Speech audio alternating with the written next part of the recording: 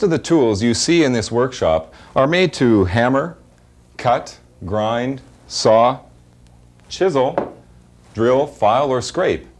That sounds destructive. However, if you know how to use these instruments properly, you can really do some beautiful work with them. In a way, this workshop is like life. We become different people because of what happens to us, often because of what other people do to us. This is especially true of small children. It's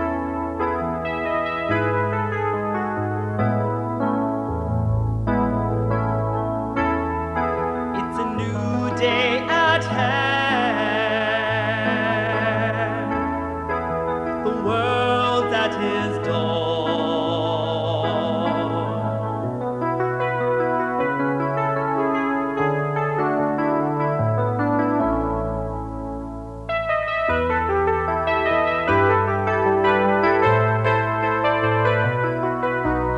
So much to learn, time to explore. What is he thinking now? Stepping out, do you like what you see? Stepping out, what would you like to be? What is he thinking now?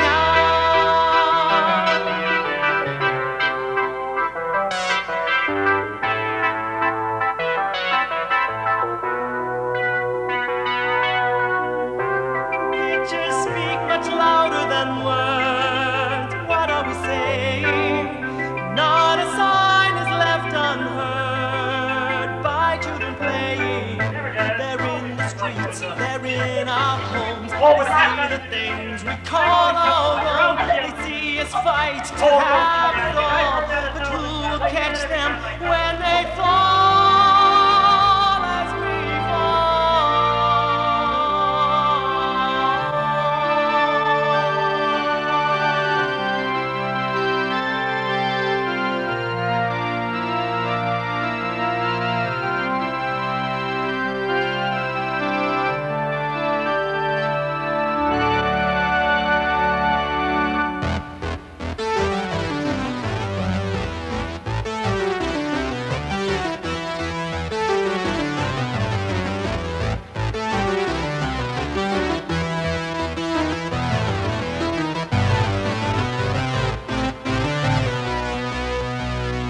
So much to learn, time to explore. What is he thinking now? Stepping out, does he like what he sees? Stepping out, what would he like to be? What is he thinking now? What is he thinking now?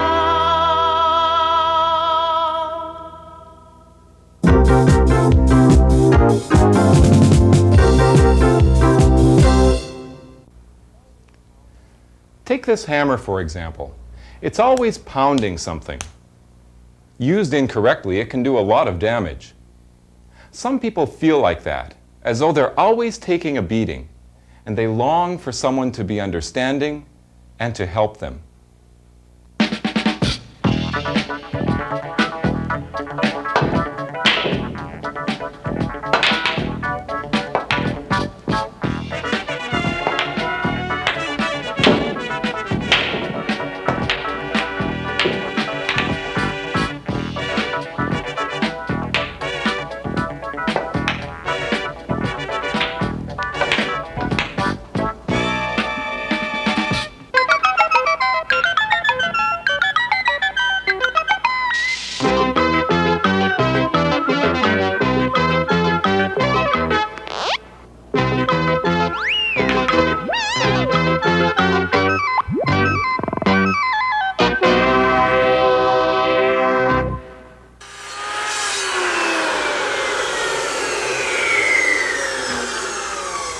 The ability to understand, to be understanding of people we meet every day, to be sensitive to their hurts, to help them fulfill their dreams. That is a great thing. Maybe it starts somehow by being sensitive to the world God created, to stand in awe of how delicately the details of nature were designed by God. Bob Semple is a marine biologist who spends a lot of time under the water. Here he is to tell us what we're missing by not going down below like he does. I work for the Department of Fisheries and Oceans as a research technician. Most of my job involves underwater research, which involves diving to collect data, collect samples for the various studies that occur. I guess I always had the urge to explore and see new things, and being as the underwater world is relatively new, there's so many different creatures of all shapes and sizes. I'm interested in life and histories of animals and things like that, and so marine life really is exciting. Just the fantastic numbers and variety of fish, all the different unique designs and shapes and sizes, and especially design. I guess to realize that somebody of great intelligence had to create this, that something of these great intricate designs didn't happen, by chance. And humor, so many humorous-looking creatures down there, and intelligent creatures. Color is another aspect of the marine life that is really surprising to the person who does not dive. You go down there and basically, most colors disappear in the top 30 feet of water. It turns to a blue-green. And the same thing happens to the fish, see the same things. I mean, the color is just not there until you add artificial light. Being a photographer, I carry both a flashlight and an electronic strobe. And when I take pictures, it's amazing. What used to be kind of a blue-green now turns out to be a bright yellow or a bright red.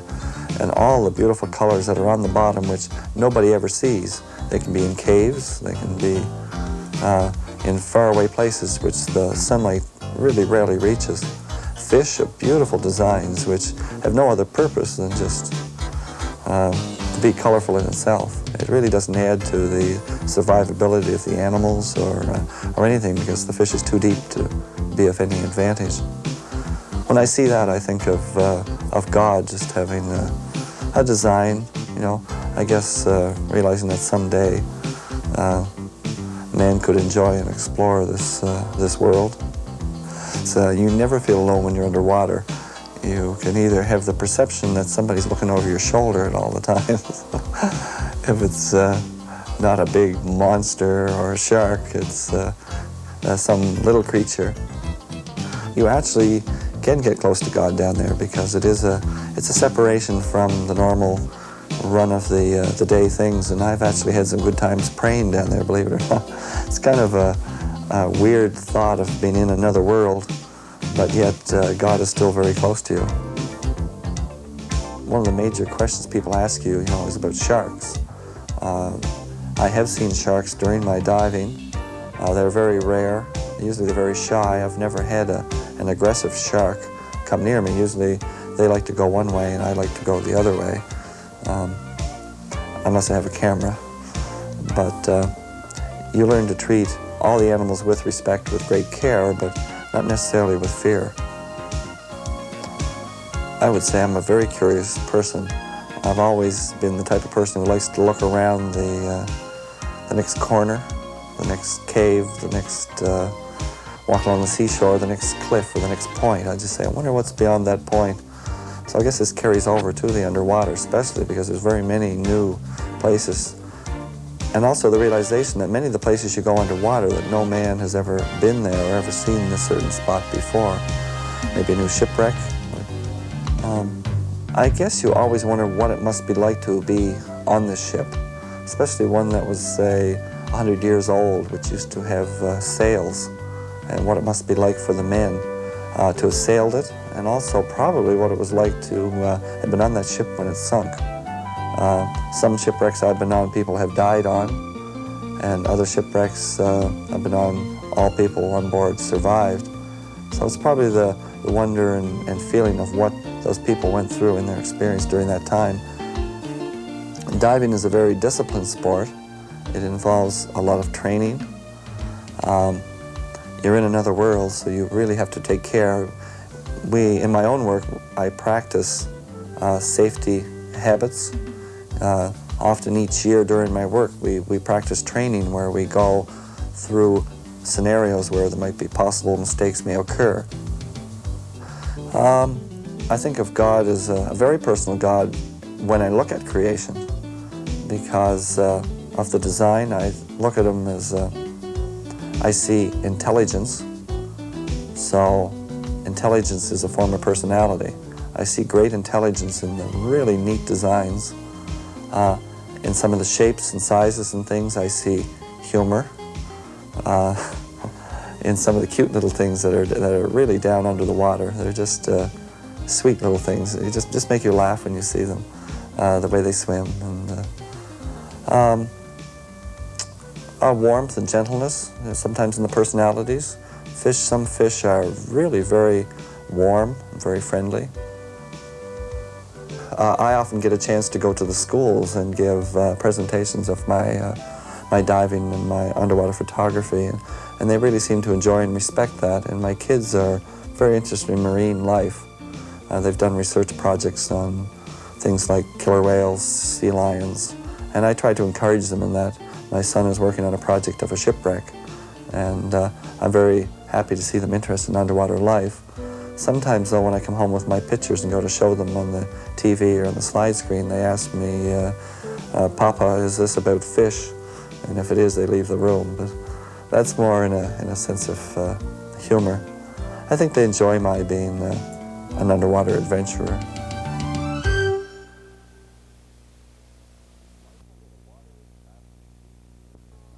Life under the water is fascinating, but people are even more so.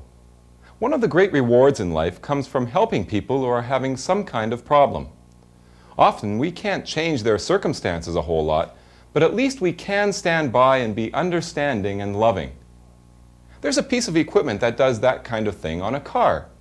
It works best when there are a lot of bumps, and it can smooth the ride for the people inside. Here's how it works.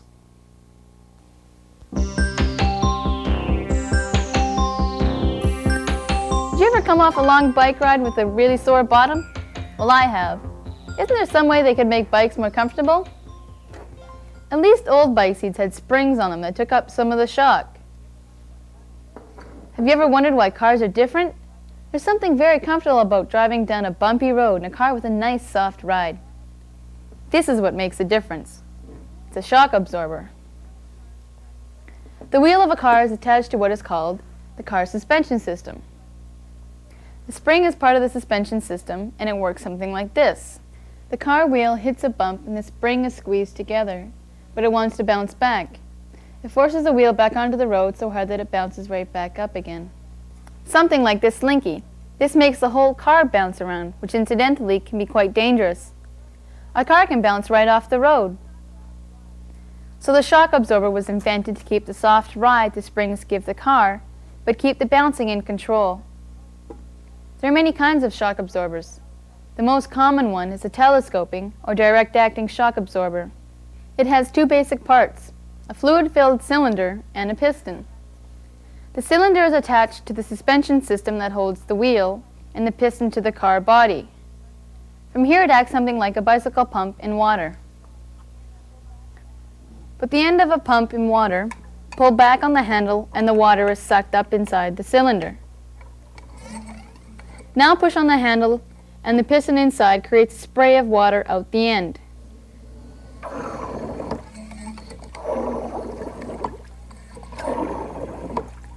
Notice that I'm finding it quite hard to push. A shock absorber works much in the same way, except that the fluid in a shock absorber stays inside. If we could see inside, this is what would be happening. The piston has a small hole in it. When the wheel bounces up, the fluid has to be pushed through that little hole into the top of the cylinder. This allows the bounce up to happen, but it slows it down. Now the spring wants to push the wheel back down again. Instead of a fast bounce down, the spring has to use the energy to force the fluid back through the small hole. The spring moves the wheel down again, but much more slowly, because of the work it has to do. When the wheel hits the road and bounces back again, the work of pushing the fluid through the hole starts all over again. A shock absorber is like a sponge, only instead of absorbing water, it absorbs the shock energy of the spring as it is squeezed and released. So the next time you ride in a car across a rough set of railway tracks, remember whom to thank: the shock absorbers. It's sad, but often we're too busy or too selfish or too tired to notice what we're doing to other people, how we're hurting them. At times like that, it's important to apologize and make things right again.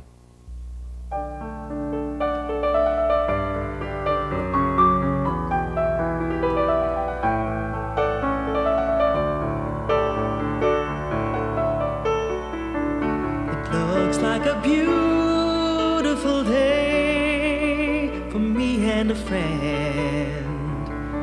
Just walking along, me and a friend, sharing in the sunshine, watching the day roll by. I'm happy right here with my friend, sharing in the sunshine, watching the day roll by.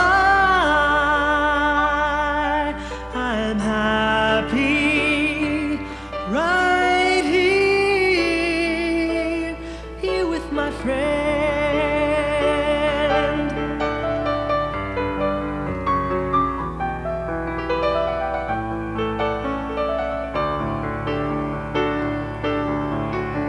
Feeling tired, it's time to go back home again, me and my friend.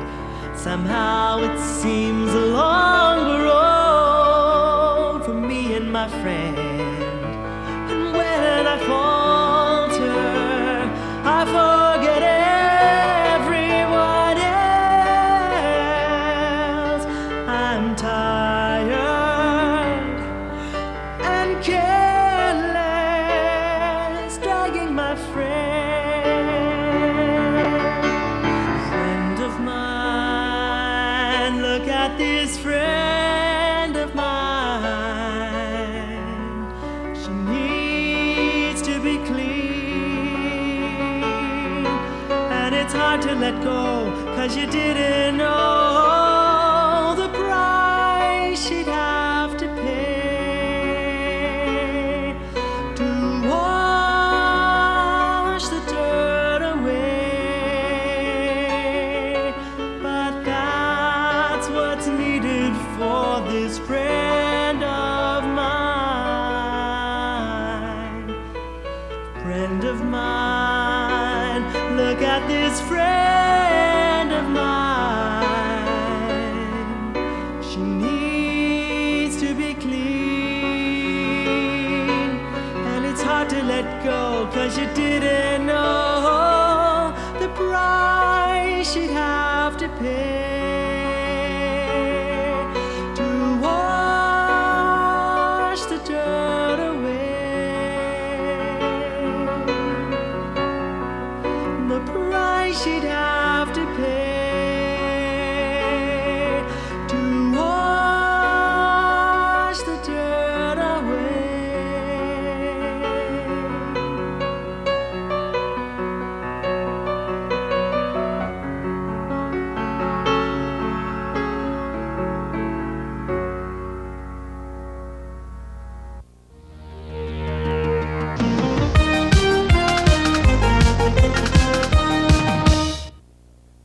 No one understands better than Jesus does.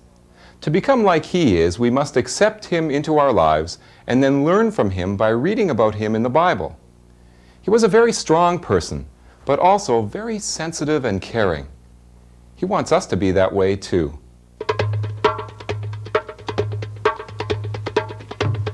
Feet have always been very important, especially in the past when they were the chief means of transportation. In Bible times, feet were often used to give messages. They said things. For example, when a warrior stood over his enemy with his foot on his neck, it meant that he was definitely the winner. When you stomped the dust off your walking sandals in front of people or on their property, it meant that you rejected them. If you were well-to-do and walked around barefoot, it meant that you were in mourning over something very sad.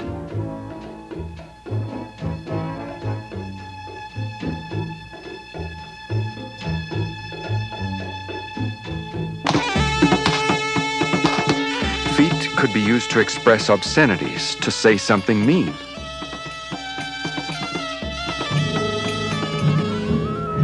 Because of the conditions, foot care was important. Roads were dusty and stony. Feet got dirty and bruised. So when you arrived at your friend's house, your feet got royal treatment. A basin of water was waiting at the door for you. You washed your feet.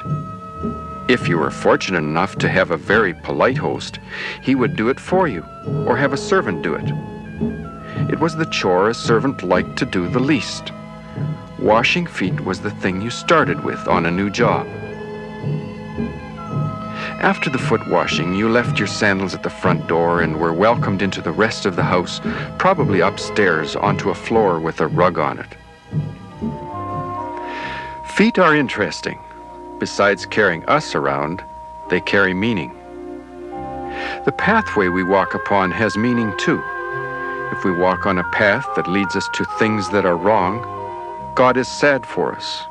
Or if we have a lot of problems in our lives, it's like our feet are walking on stony ground, away from the nice, smooth path. God sees us in our pain and wants to help us. If we let Him, He will set our feet on a hard, firm path and steady us as we walk along. We'd like to hear from you at the Third Story. When you write, we'll send you a free survival kit, something to help you get to know God better. It includes a poster with Bible verses on it, a Bible study book with a book of the Bible, a book of cartoons and stories, and a helpful book of Bible verses for the whole family. Write for your free kit to The Third Story, Box 2, Station F, Winnipeg, Manitoba. That's The Third Story, Box 2, Station F, Winnipeg, Manitoba. We'll be waiting to hear from you. God loves us and cares about us very deeply.